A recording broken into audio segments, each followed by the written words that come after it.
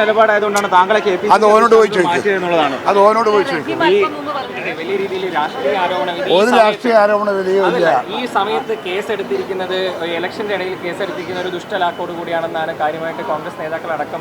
അത് ശരിയാണ്. ആ കേസിന് നടക്കട്ടെ. ഏതായാലും കേസ് എടുത്തില്ലേ, ഇനി കേസിന്റെ അന്വേഷണം പോട്ടെ. അതനുസരിച്ച് എന്താ കാര്യങ്ങൾ നടക്കുന്നത് അത് നമുക്ക് ഫേസ് ചെയ്യാം.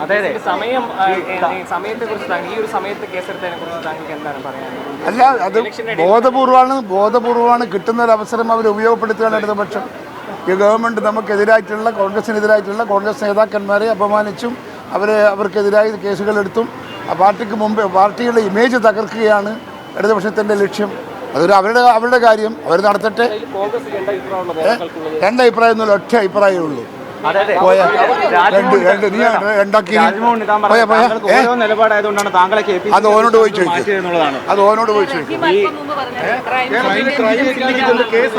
ഭയമാണെന്നാണ് റഹീം പറഞ്ഞത്.